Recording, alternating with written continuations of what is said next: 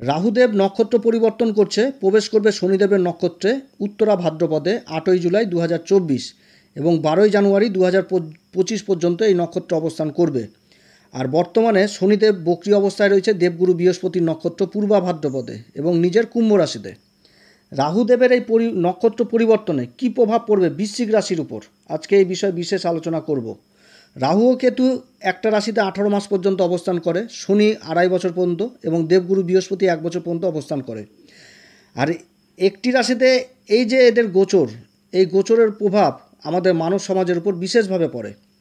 বর্তমান সময়ে যাদের রাহুর দশা কিংবা রাহুর অন্তর্দশা চলছে তাদের জন্য আজকের আলোচনা প্রচণ্ড গুরুত্বপূর্ণ হতে যাচ্ছে, এবং তার সাথে যাদের জন্মকুষ্ঠিতে শনিদেবের মহাদশা, শনিদেবের অন্তর্দশা চলছে তাদের জন্য এই আলোচনা গুরুত্বপূর্ণ হতে যাচ্ছে। আপনারা চন্দ্ররাশি অনুসারে এই আলোচনা দেখবেন।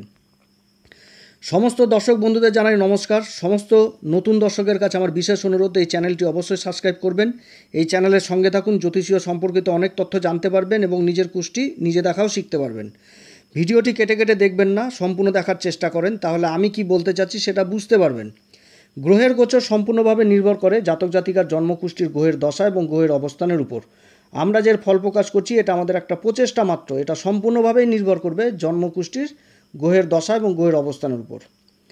30শে অক্টোবর 2023 রাহুদেব রাশি পরিবর্তন করে মীন রাশিতে প্রবেশ করেছে। আর 8ই জুলাই 2024 সকাল 7টা 30 এই রাহু প্রবেশ করবে শনিদেবের নক্ষত্র উত্তরা ভাদ্রপদে। এর আগে রেবতী নক্ষত্রে ছিল, যেটা বুধের নক্ষত্র, এবার শনিদেবের নক্ষত্রে প্রবেশ করবে। এই সময় শনিদেব দেবগুরু বৃহস্পতির নক্ষত্র পূর্বা ভাদ্রপদের 2য় চরণে বক্রী অবস্থায় রয়েছে। রাহু কেতু সর্বদা বক্রচাল চলে, মানে উল্টো চাল। শনির বদ রাহু মানে শনির সমান ফল দেয়। কালপুরুষে শনিদেবকে বিষাদ বলে, আর পাপঘর শ্রেণীতে রাহুর স্থান হচ্ছে সবার উপরে। যার রাহু ভালো তো তার সব ভালো। রাহু গোচর করছে শনিদেবের নক্ষত্রে, তাই সবার প্রথম শনিদেবকে কিন্তু প্রভাবিত করবে। তো এই সময় যাদের জন্মকুষ্ঠিতে শনি যে অবস্থায় রয়েছে সেই অবস্থায় কিন্তু কুষ্ঠিকে প্রভাবিত করবে শনি। তবে আবার প্রত্যেকটি গ্রহর কিন্তু মূল স্বভাব থাকে, সে যেই নক্ষত্রে গোচর করুক না কেন। তো রাহুর মূল স্বভাব কি? ভ্রম তৈরি করা হচ্ছে রাহুর মূল স্বভাব। তাহলে রাহু এই নক্ষত্রে অবস্থান করে ভ্রম তৈরি করবে। রাহু এমন একটি গ্রহ যে ফকিরকে রাজা করে, আবার রাজাকেও ফকির করে দেয়। তো আজকের এই আলোচনাটা শুধু রাহু কেন্দ্রিক হবে না, এই আলোচনাটা দেবগুরু বৃহস্পতি, কেতু এবং শনিকে নিয়েও করতে হবে, কারণ এই 4টি গ্রহ সবথেকে বেশি সময় ধরে একটি রাশির উপরে অবস্থান করে। বৃশ্চিক রাশির ক্ষেত্রে শনিদেব অবস্থান করছে রাশির 4র্থ ঘর, যেটা হচ্ছে কুম্ভ রাশি, দেবগুরু বৃহস্পতির নক্ষত্র পূর্বা ভাদ্রপদে। রাশির 5ম ঘর যেটা মীন রাশি, এখানে রাহু অবস্থান করছে উত্তরা ভাদ্রপদ নক্ষত্রে। দেবগুরু বৃহস্পতি রাশির 7ম ঘর যেটা বিষ রাশি, এখানে অবস্থান করছে দেবগুরু বৃহস্পতি চন্দ্রদেবের নক্ষত্র রোহিণীতে। আর রাশির যেটা 11ম ঘর কন্যা রাশি, এখানে অবস্থান করছে কেতু হস্তা নক্ষত্রে, যেটা চন্দ্রদেবের নক্ষত্র। শনিদেবের নক্ষত্রে উত্তরা ভাদ্রপদ, এই উত্তরা ভাদ্রপদ নিয়ে কিছু জানাই আপনাদের। উত্তরা ভাদ্রপদ নক্ষত্র হচ্ছে মীন রাশিতে 3.20 ডিগ্রি থেকে 16.40 ডিগ্রি পর্যন্ত হয়। উত্তরা ভাদ্রপদ নক্ষত্র শনিদেবের নক্ষত্র, খুব ভালো পবিত্র নক্ষত্র। এই নক্ষত্রকে বলা হয় সমৃদ্ধির বর্ষণ। উত্তরা ভাদ্রপদে জন্মানো ব্যক্তিরা হুটহাট করে ডিসিশন নেয় না, যে ডিসিশনটা নেয় খুব চিন্তিতভাবে নেয় এবং চিন্তার সাথে ডিসিশন নেয়, এবং ডিসিশন নিতে যদি দেরিও হয় তাতে কিন্তু অনুতাপ জিনিসটা থাকে না। এরা প্রেশারের উপর কোনো কাজ করে না কিংবা করতে চায় না, যারা প্রেশার দিয়ে কাজ করায় তাদের থেকে অনেকটা দূরে থাকে। এরা এতটাই প্রসিদ্ধ এবং নামী লোক হয় যে সমাজ এদেরকে মনে রাখে, এবং এরা যে বংশে জন্ম নেয় সে বংশের লোকরাও এদেরকে মনে রাখে, কারণ এদের মধ্যে পরিচালনা করার ক্ষমতাটা খুব যথেষ্ট ভালো থাকে। এদের অ্যাডভাইস নিয়ে যারা চলে তারা জীবনে খুব ভালো জায়গাতেই দাঁড়ায়। প্রত্যেকটি নক্ষত্র মতন এই নক্ষত্রেরও 4টি চরণ রয়েছে, এবং 4টি চরণই মীন রাশির মধ্যে পড়ে। নক্ষত্রমণ্ডলী 26তম নক্ষত্র হচ্ছে এই নক্ষত্রটা। এরা সম্পর্ক জিনিসটা খুব গুরুত্ব দেয়। কারোর সাথে যদি বন্ধুত্ব করে তো বন্ধুত্ব কিভাবে নিভাতে হবে সেটাও জানে, আবার শত্রুতা যদি করে তাহলে শত্রুতা কিভাবে নিভাতে হবে সেটাও জানে। এই নক্ষত্রের দেবতা হচ্ছে আহিরবুধিয়া।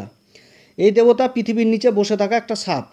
এই দেবতার কোমরের নিচের অংশ হচ্ছে সাপের মতন এবং উপরের অংশটি হচ্ছে দেবতার মতন।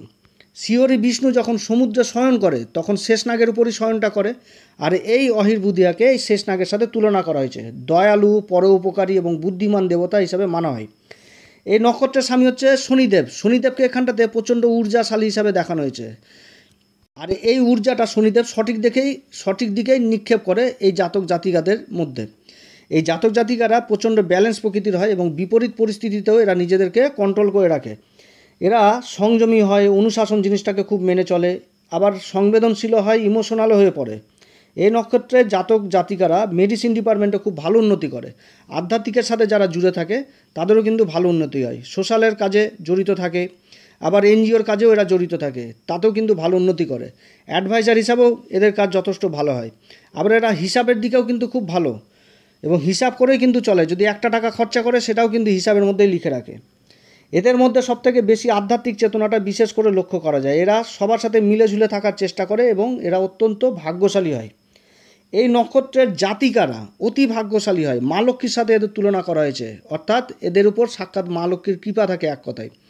যেমন সমৃদ্ধির বর্ষণ এদেরকে বলা হয়। তো সমৃদ্ধির বর্ষণ যেমন মেঘ থেকে জলধারা পৃথিবীর বুকে নেমে পড়ে, তখন কি হয়, শস্য শ্যামলা গাছপালা এগুলো তো বেড়ে ওঠে। তো এইরকম এই নক্ষত্রের জাতিকারা যে ঘরে যায় সে ঘরে ধন সম্পত্তির বৃদ্ধি ঘটায়, মান সম্মানের বৃদ্ধি ঘটায়। এরা খুব ভাগ্যশালী হয় এই জাতিকারা। উত্তরা ভাদ্রপদের নক্ষত্রে ডিসিশনের ব্যাপারটা সম্পূর্ণ আলাদা। যে কোনো কোথায় কোন ডিসিশন নিতে হবে এই জিনিসটা এটা কিন্তু খুব ভালো বুঝে, এবং এদের ডিসিশনটাকে মান্যতাও দেয় সবাই। এই যে একটা প্রাকৃতিক শক্তি একটা উত্তরা ভাদ্রপদ নক্ষত্রের মধ্যে কাজ করে, এই শক্তিটা আসে আহিরবুদিয়া নামক দেবতার কাছ থেকে। কারণ এই দেবতাটা হচ্ছে মেডিটেশন, আধ্যাত্মিক ধ্যানের কারক। এই নক্ষত্রের জাতক জাতিকারা যতটা মেডিটেশন, আধ্যাত্মিক ধ্যানের সাথে জুড়ে থাকবে, তো তাদের মধ্যে একটা প্রাকৃতিক শক্তি পজিটিভ হিসাবে কাজ করবে এবং এদেরকে এগিয়ে নিয়ে যাবে। এই রাশির অধিপতিকে মীন রাশি, এই রাশির অধিপতি হচ্ছে দেবগুরু বৃহস্পতি। এই যে মীন রাশি, তাহলে মীন রাশির অধিপতি দেবগুরু বৃহস্পতি হচ্ছে জ্ঞানের কারক।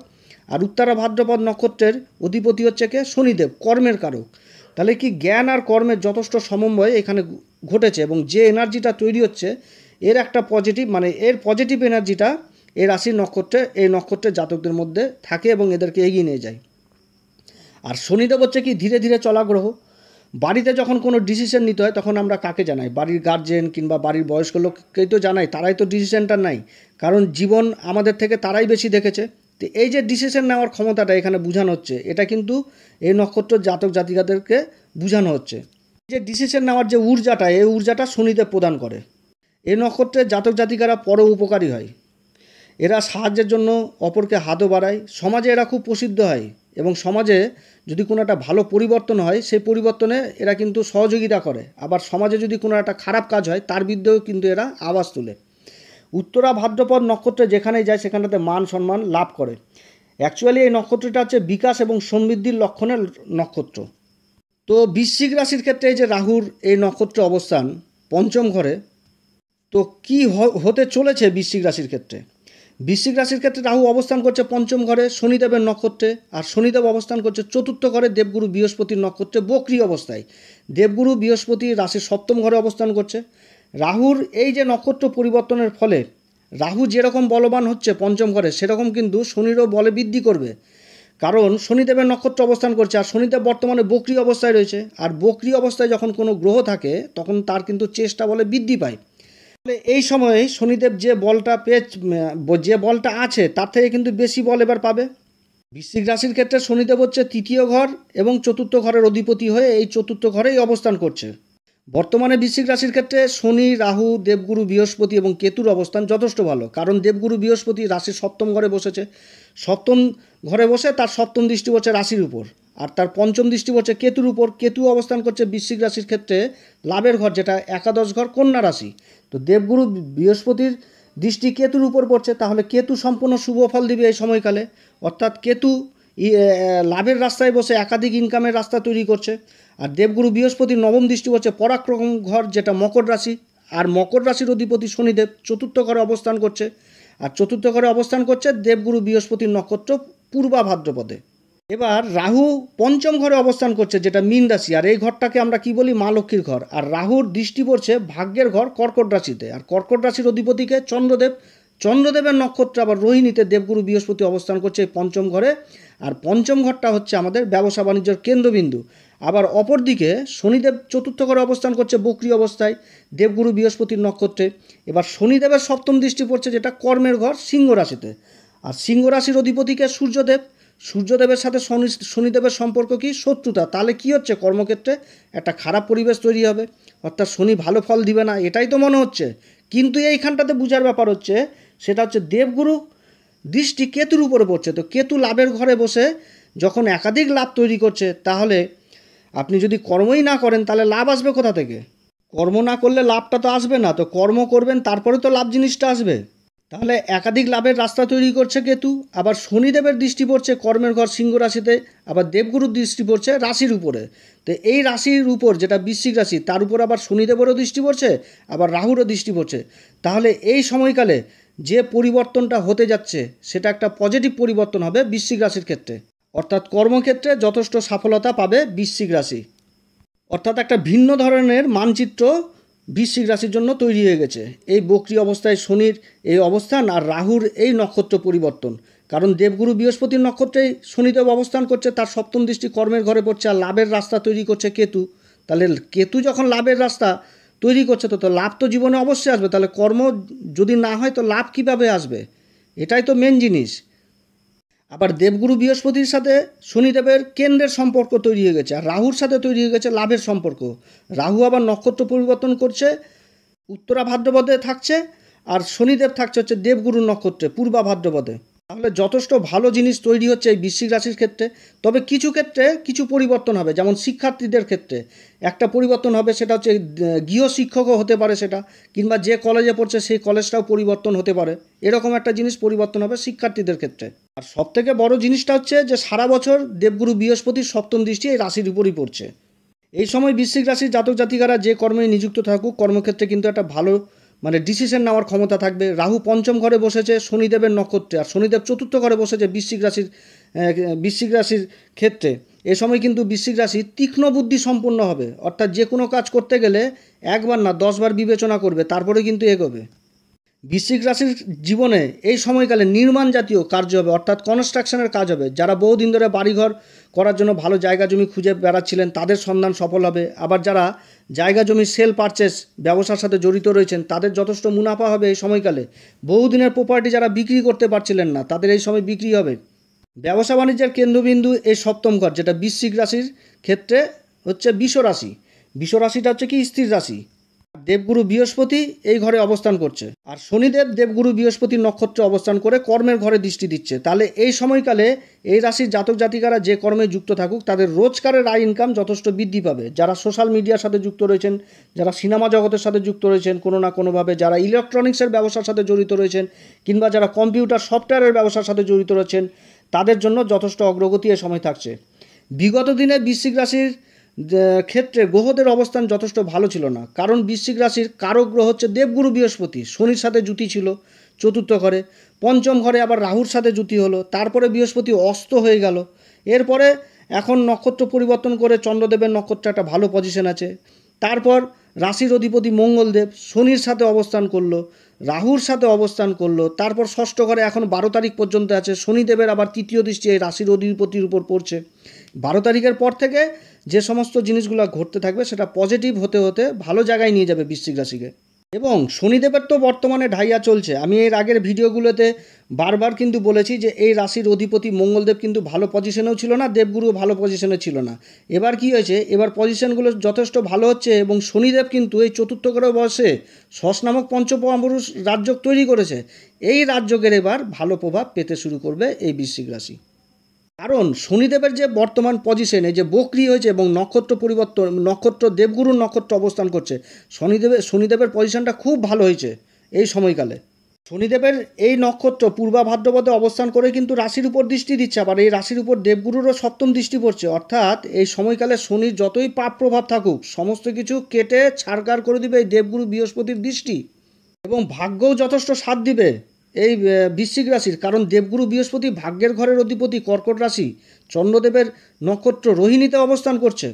বৃশ্চিক রাশির ক্ষেত্রে যারা খনিজাত দ্রব্যের ব্যবসা করছেন, যেমন যারা খাদানের কাজে জড়িত রয়েছেন, রাস্তাঘাটের কাজে জড়িত রয়েছেন, অটোমোবাইলের ব্যবসার সাথে জড়িত রয়েছেন, কিংবা লাক্সারি গাড়ির ব্যবসার সাথে জড়িত রয়েছেন, তাদের ব্যবসায় যথেষ্ট ভালো হবে। যারা মিডিয়ার সাথে জড়িত রয়েছেন, যারা সেলসের কাজে জড়িত রয়েছেন, যারা কমিশন এজেন্ট, ফাইন্যান্সের কাজ করছেন, ইন্স্যুরেন্সের কাজ করছেন, কিংবা এলআইসির মতন কাজে জড়িত রয়েছেন, তাদেরও কিন্তু যথেষ্ট ভালো হবে এই সময়।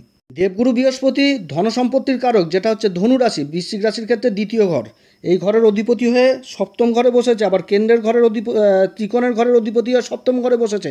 এখানেতে কিন্তু একটা ভালো রাজযোগ তৈরি করেছে দেবগুরু দ্বারা, তৈরি হয়েছে একটা ভালো রাজযোগ।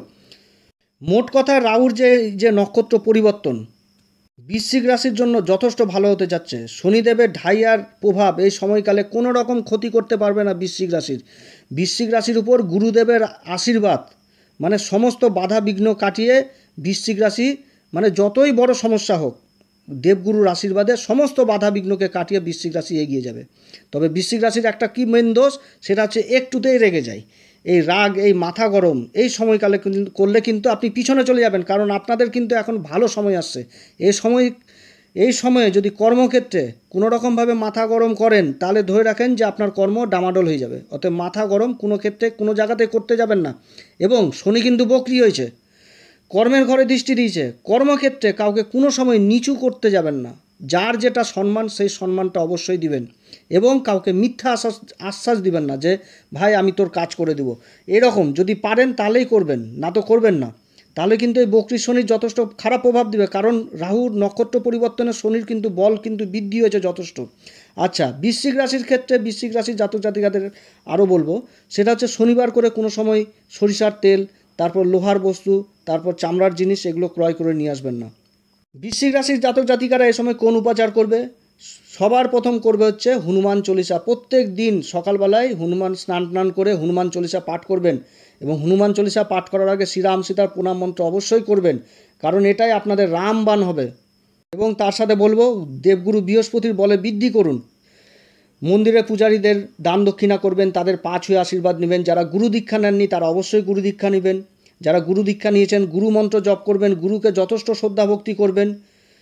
তাহলে এই সময়কাল যথেষ্ট ভালো হবে বৃশ্চিক রাশির ক্ষেত্রে। আর বৃশ্চিক রাশি বিগত দিনে যে দৃশ্য দেখেছে, ভয়াবহ দৃশ্য, এই দৃশ্যগুলো আস্তে আস্তে কেটে ভালোর দিকে চলে যাবে বৃশ্চিক রাশি। তো যাই হোক প্রিয় দর্শক বন্ধুরা, আজকে অনেক কথা আলোচনা করলাম বৃশ্চিক রাশির সম্বন্ধে। যদি আমার এই পরামর্শ সত্যি কার্যকরী মনে হয়, তাহলে আমার এই চ্যানেলটিকে অবশ্যই সাবস্ক্রাইব করবেন, পাশে থাকা বেল আইকনটি প্রেস করবেন। আপনারা সবাই ভালো থাকেন। নমস্কার, ধন্যবাদ।